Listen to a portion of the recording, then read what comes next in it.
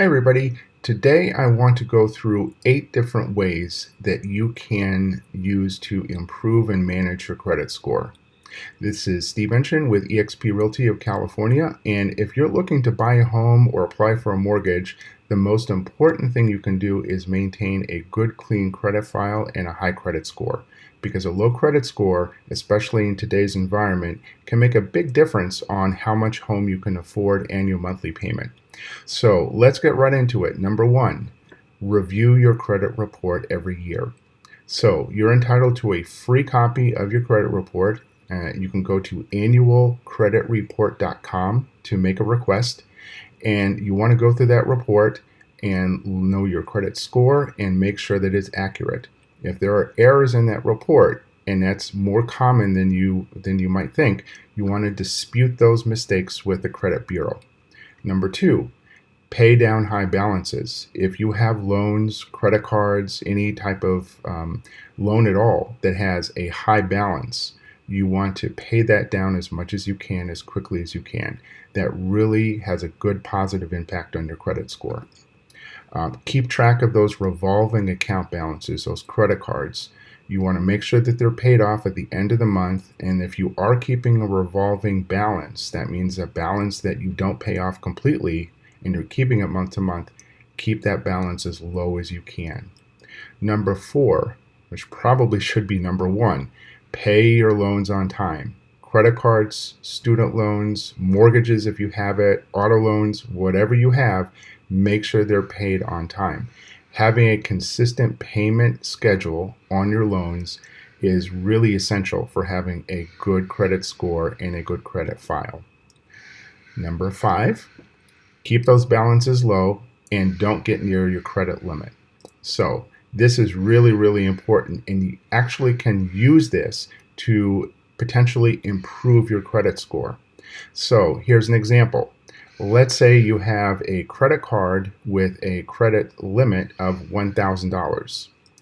You want to be able to charge no more than 25 to 30%, so $250 to $300 a month on that credit card, and then make sure you pay it off at the end of the month. So keep it 25 to 30%, whether it's $1,000, $5,000, $10,000, whatever it is. Use the credit, but use very little of it and make sure that's paid off. That really can help your score. Number 6, apply for credit only if you need it.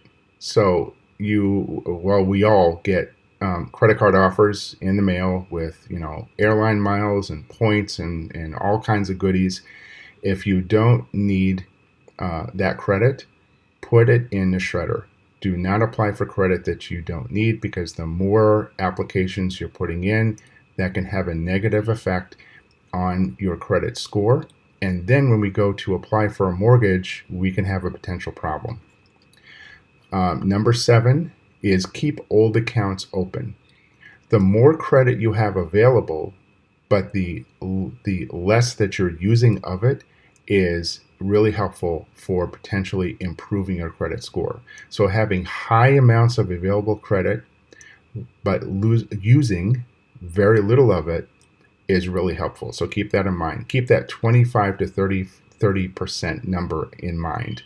So, and in number 8, the final one, if you have negative entries that have been paid off, not mistakes, but they're legitimate negative entries, they've been paid off, they've been dealt with, you want to get those removed from your credit report. They should be dropping off automatically, but sometimes they don't. And then when they have exceeded the time at which they are supposed to stay on there and they're not off, you want to contact that credit bureau and get them off of there.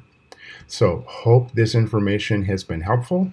And if you have any questions or comments, please comment below.